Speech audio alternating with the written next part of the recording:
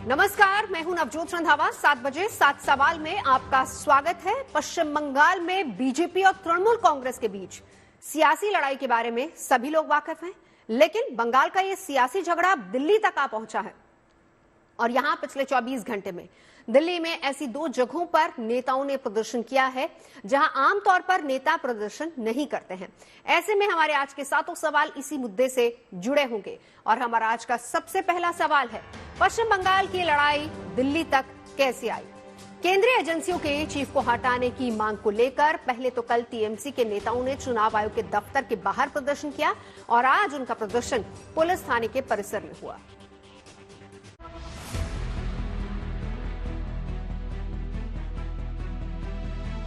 Detention के बाद कल शाम को ही आपको फ्री कर दिया गया था आयोग के द्वारा, लेकिन अभी तक आपने प्रेमिसेस को नहीं छोड़ा है। आप सभी सेट फ्री हैं।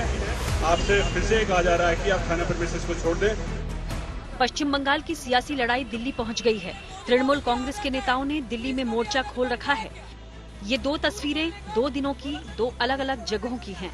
कल तृणमूल कांग्रेस का एक प्रतिनिधिमंडल चुनाव आयोग से मुलाकात करने पहुंचा और बाद में अपनी मांगों को लेकर चुनाव आयोग के दफ्तर के बाहर बैठ गया। जब पुलिस उन्हें उठाकर वहां से मंदिर मार्ग थाने पर ले गई तो वहां पर टीएमसी नेता धरने पर बैठ गए। इस पूरे सियासी ड्रामे की शुरुआत तब हुई जब टीएमसी नेताओं का एक प्रतिनिधिमंडल कल चुनाव आयोग के पास पहुंचा। टीएमसी नेता चुनाव आयोग से केंद्रीय एजेंसियों सीबीआई, ईडी, इनकम टैक्स और एनआईए के प्रमुखों को हटाने की मांग कर रहे थे। इसको लेकर कल शाम उन्होंने चुनाव आयोग के दफ्तर के बाहर धरना शुरू कर दिया। मांग किया इलेक्शन कमीशन के पास कि सीबीआई, ईडी, एनआईए और आईटी जो मोदी जी और अमित शाह की खिलौना है, मोदी बाबू अमित शाह की खिलौना है, उनको स्टाफ ऑफिस है बीजेपी की, उसकी चीफ को बदलना चाहिए। पुलिस के अनुरोध के बाद भी जब वो वहां से नहीं हटे तो पुलिस ने उनको हिरासत में ले लिया और उनको मंदिर मार्ग थाने ले गई। लेकिन थाने पहुंचने के बाद जब पुलिस ने उनको जाने की अनुमति दे दी तो उन्होंने थाना परिसर से हटने से इनकार कर दिया और वहीं पर धरने पर बैठ गए। पुलिस स्टेशन प्रीमाइस का यूज पॉलिटिकल पर्पस के लिए ना हो बैठ रहे, बट हमारी तरफ से कल शाम को इनको फ्री कर दिया गया था जब चाहे तब। तृणमूल नेताओं का धरना पुलिस थाने में आज शाम तक जारी रहा। धरने के दौरान तृणमूल के नेताओं ने आरोप लगाया कि पुलिस ने उनको जाने नहीं दिया। दिल्ली का मंदिर मार्ग थाना पॉलिटिकल अखाड़ा बन गया है। इस वक्त हम लोग थाने के गेट पर मौजूद हैं और थाने के अंदर टीएमसी पार्टी के 3 सांसद और इसके अलावा विधायक मौजूद हैं। जबकि आप देखिए सागरिका घोष जिन्हें की पुलिस ने डिटेन किया था इलेक्शन कमीशन के बाहर से सोमवार शाम को, वो सुबह के वक्त 9 बजे के करीब थाने से चली गई थी और वो वापस आई हैं तो उन्हें अंदर नहीं जाने दिया गया। और वहीं आम आदमी पार्टी के नेता सौरभ भारद्वाज और दूसरे नेता यहाँ पर पहुंचे हुए हैं। इधर आज थाना परिसर में बैठे टीएमसी नेताओं से मिलने के लिए सौरभ भारद्वाज के नेतृत्व में आम आदमी पार्टी के विधायकों का एक प्रतिनिधिमंडल भी पहुंचा। हम लोग आपके साथ हैं और बहुत सारे विधायक आ रहे हैं अभी। अंदर आइए ना। सौरभ जी शुक्रिया। अकेले नहीं है आप, हम लोग आपके साथ हैं। हमको पता है आप भी जंग लड़ रहे हैं, हम भी लड़ रहे हैं और आप सही लड़ रहे हैं। आप भी सही लड़ रहे हैं। आम आदमी पार्टी भी तृणमूल की तरह केंद्रीय एजेंसियों के दुरुपयोग का सवाल उठाती रही है। लिहाजा जब टीएमसी नेता भी दिल्ली में केंद्रीय एजेंसियों के खिलाफ धरने पर बैठे तो उनके समर्थन के लिए आम आदमी पार्टी भी आगे आ गई। आरटीआई लगाई है, इसका मतलब ये है कि उनके ऊपर कोई मुकदमा दर्ज नहीं किया जा रहा, सिर्फ अपोजिशन पार्टी के लोगों पे मुकदमा दर्ज किया जा रहा है, जो कि बहुत दुर्भाग्यपूर्ण है और इस चीज को साफ तौर पे एक्सपोज करता है कि ये लोग सिर्फ अपोजिशन को दबाना चाहते हैं। जांच एजेंसियों के एक्शन को लेकर विपक्षी दल सरकार पर लगातार आरोप लगा रहे हैं कि चुनाव से ठीक पहले उनको जानबूझकर निशाना बनाया जा रहा है, लेकिन बीजेपी का कहना है कि जांच एजेंसियां निष्पक्ष रूप से कार्रवाई कर रही हैं। ये नेता जो आज वहां धरने पर बैठे हैं, संदेश खली के अंदर जो बेटियों पर अत्याचार हो रहा था, ये चुप क्यों हैं? ये धरना इन्होंने ममता बनर्जी के घर पर क्यों नहीं दिया? क्या वहां की बेटियों की चीख पुकार इनके गूंगे बहरे कानों तक नहीं जा रही? जांच एजेंसियां अपना काम कर रही हैं और जांच एजेंसियों पर उल्टे हमले करा रही है टीएमसी। दुर्भाग्यपूर्ण। टीएमसी के दिल्ली में धरना देने का मतलब साफ है कि ममता दीदी अब बीजेपी के खिलाफ सियासी लड़ाई को बंगाल के बाहर भी ले जाने की तैयारी कर रही हैं। दिल्ली से हिमांशु मिश्रा और अमित भारद्वाज के साथ bureau report, good news today. TMC के नेता आज के प्रदर्शन की खास बात ये रही कि आज मंदिर मार्ग पुलिस स्टेशन परिसर में उनका समर्थन करने के लिए आम आदमी पार्टी के विधायक भी पहुंचे। हमारा आज का दूसरा सवाल इसी से जुड़ा हुआ है। दिल्ली में टीएमसी को आम आदमी पार्टी के नेताओं के समर्थन के मायने क्या हैं, इसके बारे में बता रहे हैं वरिष्ठ पत्रकार शांतनु गुप्ता। 2024 के महागठबंधन में, जिसको एक इंडिया अलायंस जैसा नाम दिया है, उसमें कौन किसके साथ है, ये एक सबसे बड़ी पहेली है। आम आदमी पार्टी दिल्ली में तो साथ है कांग्रेस के, लेकिन पंजाब में उनके साथ नहीं है। टीएमसी के लिए ममता बनर्जी कहती हैं बंगाली में कि कांग्रेस को वोट देबो ना, और यहाँ पे डेरेक ओब्रायन कहते हैं कि हम इंडिया अलायंस के साथ हैं। लेकिन हाँ, मेरे ख्याल से अब इस इंडिया अलायंस के अंदर भी छोटे छोटे किचन कैबिनेट बनने लगे हैं। आम आदमी पार्टी के नेता आज टीएमसी नेताओं के साथ कंधे से कंधा मिलाते नजर आए। दिल्ली के एक पुलिस स्टेशन भी पहुंचे, लेकिन आज आम आदमी पार्टी को अदालत से झटका लगा। दरअसल दिल्ली हाईकोर्ट ने शराब नीति घोटाला मामले में दिल्ली के मुख्यमंत्री अरविंद केजरीवाल को जमानत देने से इनकार कर दिया है। इसके बारे में और ज्यादा जानकारी दे रहे हैं मेरे सहयोगी संजय शर्मा। दिल्ली की विवादास्पद आबकारी नीति और उसकी आड़ में हुए कथित धन शोधन घोटाले को लेकर अरविंद केजरीवाल, जिसमें उन्हें किंगपिन बताया गया है, उन्हें दिल्ली हाईकोर्ट से भी कोई राहत नहीं मिली है।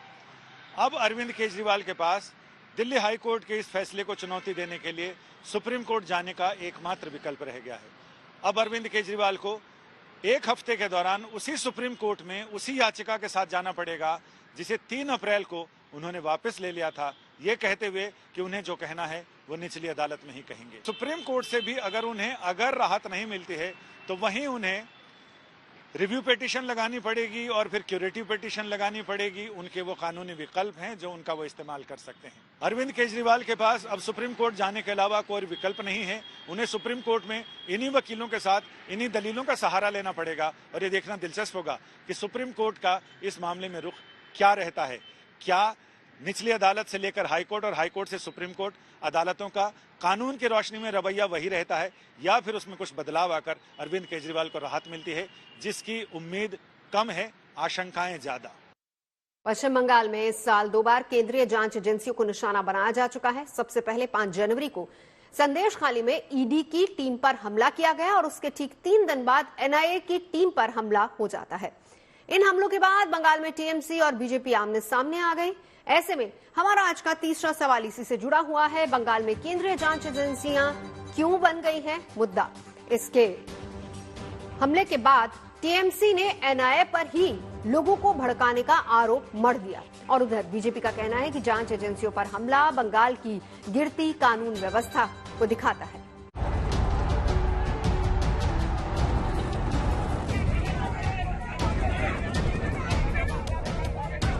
पश्चिम बंगाल में जांच एजेंसियों के नाम सियासत का एक नया चैप्टर खुल गया है। यहाँ जांच एजेंसियों के द्वारा लिए जा रहे एक्शन पर संग्राम छिड़ा हुआ है। ये 2 तस्वीरें भले ही पश्चिम बंगाल के अलग अलग इलाकों की हों, लेकिन दोनों ही पश्चिम बंगाल की कानून व्यवस्था पर सवालिया निशान लगा रही हैं। दरअसल ये दोनों मामले केंद्रीय जांच एजेंसियों पर हमले के हैं। पहले 5 जनवरी को संदेशखाली में शेख शाहजहां को गिरफ्तार करने पहुंची ईडी पर स्थानीय गुंडों ने हमला कर दिया और इसके ठीक 3 महीने बाद 5 अप्रैल को मेदिनीपुर ईस्ट में एक बम धमाके की जांच करने के लिए पहुंची एनआईए टीम पर हमला हो जाता है। मेदिनीपुर में एनआईए की टीम पर हुए हमले के बाद तो बंगाल में बवाल खड़ा हो गया।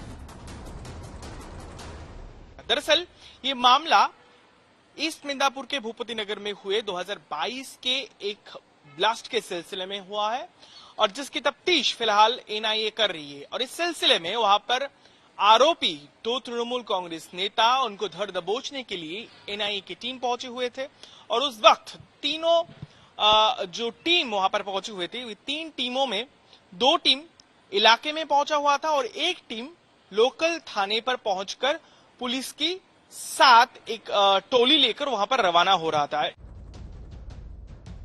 इन हमलों के बाद तो बंगाल पुलिस और एनआईए आमने सामने आ गई हैं। बंगाल पुलिस ने इस मामले में एनआईए के अधिकारियों के खिलाफ मामला दर्ज किया है और भूपति नगर पुलिस स्टेशन में लिखित शिकायत देने वाले अधिकारी और कथित हमले में जख्मी एक अन्य अधिकारी को नोटिस भेजा है और उनसे पूछताछ में शामिल होने को कहा है। इधर एनआईए पर बंगाल पुलिस द्वारा शुरू किए गए मामले के खिलाफ एनआईए कलकत्ता हाईकोर्ट पहुंच गई है। एनआईए ने भूपति नगर पुलिस स्टेशन में अधिकारियों के खिलाफ दर्ज मामले को खारिज करने की अपील की। जिस इलाके में एनआईए की टीम पहुंचा हुआ था, उनके ऊपर हमले के सिलसिले में जिन लोगों को गिरफ्तार किया गया है, यानी जिस कारण वहां पर एनआईए टीम पहुंची हुई थी, जिनका ताल्लुका तृणमूल कांग्रेस पार्टी से है, उनके परिवार की तरफ से जो आरोप दर्ज करवाया गया है, जिनमें से जो मोलेस्टेशन और ट्रेसपासिंग जैसे सेक्शंस भी उनमें लागू है। और इस सिलसिले में बंगाल पुलिस जब एनआईए की टीम को से पूछताछ करने की गुजारिश की, एक समन उन्हें भेजा गया कि इस तफ्तीश के मामले में वो एनआईए के साथ पूछताछ करना चाहता है, लेकिन इस सिलसिले में एनआईए इसको चैलेंज करते हुए कलकत्ता हाईकोर्ट के सामने एक मामला दर्ज किया है। इधर एनआईए पर हमले के बाद बंगाल में केंद्रीय एजेंसियों के एक्शन को लेकर सियासत शुरू हो गई है। मुख्यमंत्री ममता बनर्जी ने तो बिना पुलिस के इलाके में रात में रेड करने पहुंची एनआईए की कार्रवाई पर ही सवाल खड़े कर दिए। टीएमसी ने आरोप लगाया कि केंद्रीय जांच एजेंसियों का दुरुपयोग हो रहा है, जबकि बीजेपी का कहना है कि बंगाल में ये एजेंसियां निष्पक्षता से काम कर रही हैं, इसलिए टीएमसी बौखलाई हुई है। सीबीआई, ईडी, एनआईए, इसका जो ऑफिसर्स है, जो लोग भाजपा के लिए पॉलिटिकली मोटिवेटेड वे से काम कर रहा है, अगर इलेक्शन कमीशन को हटाना है स्टेट का ऑफिसर्स को, तो एनआईए का ऑफिसर्स को भी हटाना चाहिए। ईमानदारी से सीबीआई, ईडी, एनआईए उनके आतंकवाद प्रोत्साहित लोगों को पकड़ रही है, शाहजहां शेख को पकड़ रही है, जो महिलाओं से बदसलूकी करता था, जो एक से एक मंत्री के यहां से 60-70 करोड़ कैश मिला है, उसके कारण परेशानी है, तो ये परेशानी तो टीएमसी को होगी। वोटिंग से पहले बंगाल में केंद्रीय एजेंसियों के एक्शन पर छिड़े बवाल के बीच चुनाव आयोग ने पश्चिम बंगाल में 100 कंपनी अतिरिक्त केंद्रीय पुलिस बलों की तैनाती का फैसला लिया है। कोलकाता से अनुपम मिश्र और ऋतिक मंडल के साथ bureau report, good news today. Bhupati Nagar में एनआईए की टीम पर हुए हमले के बाद एनआईए और बंगाल की पुलिस आमने सामने आ गई। एक तरफ जहां एनआईए ने हमले के खिलाफ एफआईआर करवाई, वहीं दूसरी तरफ एनआईए के अधिकारियों के खिलाफ भी मामला दर्ज हुआ है। ऐसे में हमारा आज का चौथा सवाल इसी से जुड़ा है। एनआईए अधिकारियों के खिलाफ बंगाल पुलिस की कार्रवाई के पीछे क्या है? ज्यादा जानकारी दे रहे मेरे सहयोगी अनुपम मिश्र। बंगाल के भूपति नगर में एनआईए टीम पर हमले के तुरंत बाद ही एनआईए के खिलाफ ही शिकायत दर्ज करा दी गई और शिकायत दर्ज कराई जो दो मुख्य आरोपी हैं बम ब्लास्ट मामले में, उनमें से एक मनोब्रतो जाना की पत्नी ने, और उसने आरोप में कहा कि उसके साथ छेड़खानी की गई और घर में जबरन एनआईए की टीम घुसी और इस मामले पर पुलिस ने एफआईआर भी दर्ज कर ली और मामला भी शुरू कर दिया। हालांकि आपको बता दें कि 5 जनवरी को संदेशखाली में जब ईडी की टीम पर हमला हुआ था, तो ठीक इसी तरह का मामला ईडी के खिलाफ भी दायर किया गया था, लेकिन कोलकाता हाईकोर्ट में बाद में इस मामले को स्टे कर दिया गया था। चुनाव से ठीक पहले केंद्रीय एजेंसी पर हमला और केंद्रीय एजेंसी पर कार्रवाई की मांग को लेकर बंगाल में सियासी बिसात बिछ चुकी है। टीएमसी और बीजेपी इस मुद्दे को लेकर एक दूसरे पर हमलावर है। ऐसे में हमारा आज का 5वां सवाल इसी से जुड़ा हुआ है। एनआईए टीम पर हमला क्यों बन रहा है बंगाल का सियासी मुद्दा? बीजेपी की तरफ से टीएमसी पर हमले की कमान खुद प्रधानमंत्री मोदी ने संभाल रखी है, वहीं टीएमसी की तरफ से ममता बनर्जी केंद्र सरकार के खिलाफ मोर्चा खोले हुए हैं।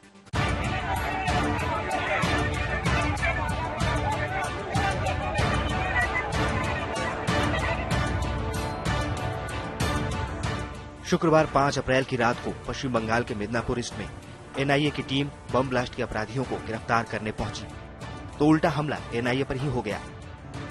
2022 में हुए बम ब्लास्ट के मामले में एनआईए के अधिकारी 3 लोगों को गिरफ्तार करने जा रहे थे, जिसके बाद इन्हें लाठी डंडों से लैस महिलाओं ने रोक दिया। इस मामले ने तूल पकड़ लिया है और एक बार फिर बंगाल में केंद्रीय एजेंसियों पर सियासत शुरू हो गई है। बीजेपी जिसे बंगाल में भ्रष्टाचारियों पर एक्शन बता रही है, टीएमसी उसी एक्शन में लोकतंत्र को जेल तंत्र बनाए जाने की आशंका जाहिर कर रही है। इसलिए जब केंद्र की जांच एजेंसियां आती है तो टीएमसी उन पर हमले करती है,